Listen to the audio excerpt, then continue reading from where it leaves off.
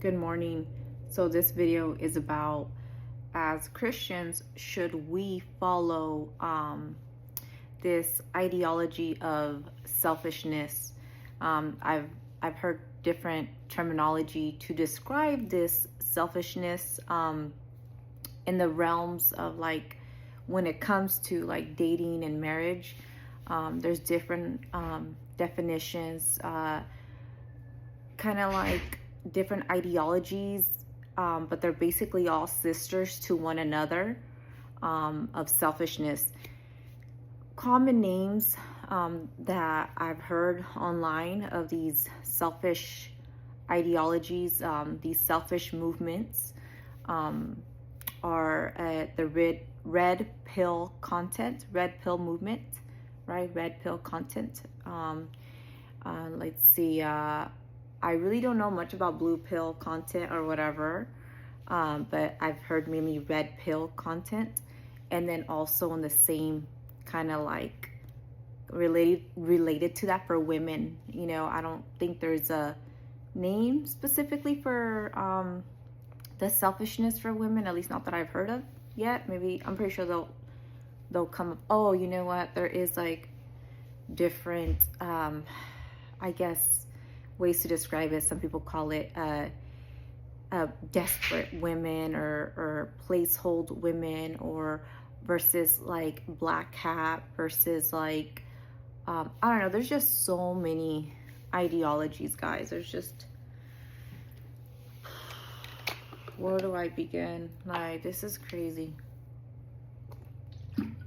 I need water for this because I feel dehydrated just even learning and knowing about the things that I have learned in these past few weeks.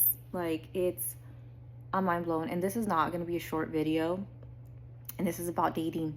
This is about dating and what's out there. And it blows my mind. But I will say this, that the Bible does say that in the last times that there will be selfish ambition, and people will be lovers of self, lovers of money. And so I guess it's a prophecy. It has to happen. But I think as Christian brothers and sisters, we do need to discuss this and to verbally and outwardly with our actions, show where our loyalty lies. Does it lie with Christ, or does it lie with this self-centered, selfish movement? Okay, that only preaches money type of thing. Okay, so I'm gonna get into it.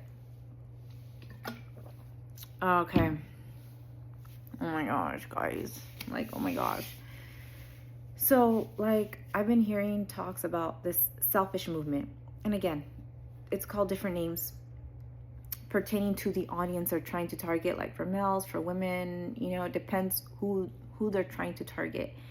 And it all boils down to being selfish, just focusing on your looks and focusing on money, and saving your money for like future gains, and just lustful things for later on, like basically having a better, trading out your partner, and then later on having a better partner with all your money. This is basically the ideologies on both sides for what this selfish ambition movement is, like basically preaching, teaching to men and to women. It's insane, guys. It's just so insane. I was just mind blown about all the things that I am just learning about. I'm just like, I'm kind of thankful I didn't know about this stuff. And apparently this selfish movement has been around for like years and years. And I'm so glad that I've stayed away from that content and it's been revealed to me now. Okay, so for like the selfish movement for men, it's teaching them that they just need to stack up their money, save all their money, and just be working out all the time, neglect their girlfriend or wife emotionally, and then basically give their wife the bare minimum to survive in regards to food, shelter, or anything that she may need. And then just for them to worry about themselves and not to concern themselves with her emotions or anything that she may need emotionally. And for them to basically sleep with as many women as they possibly can. And then later on, even if the woman leaves them, they'll have all this money. So they'll be able to find other young, beautiful women that are so pure, and they will actually want them even if they have all kinds of kids because, you know, it's attractive now. This is what they're being taught. I'm not kidding you. Like, I'm like, what the world? And now check this out. Women are being taught the basically same thing, okay? But except for them to take the money of men, to take all their money, manipulate them, confuse them, distract them, and just to take all their money and then leave them, you know. And also don't engage emotionally, don't nurture them, don't anything for them, because, you know, they're gonna cheat anyway. So, you know, why would you want an ugly cheater versus a hot cheater, a poor cheater versus a rich cheater? You know, if they're gonna cheat anyways, you know, select them for their money and then use them and then leave them until you get someone else with more money. Crazy, right? Am I the only one that I'm like what they're teaching men and what they're teaching women, like this selfish content, this selfish movement, which I'm just like, is anybody falling for this? And maybe that's why a lot of people are choosing to remain single. That's why I'm like I'm low-key kind of glad I did not know this, because basically people are dating now and you don't even know who's being real with you. You don't even know who's being honest with you. You know what I mean? People are not being transparent with one another, because it's so based on fear to be hurt, fear to be taken advantage of. Just fear is being sold, and this is insane. And this is why it's so important to belong to a church, a Christian church, you know, a church that has good reputation. That's why, because if you belong to a Christian church, in that community, you're going to know each other.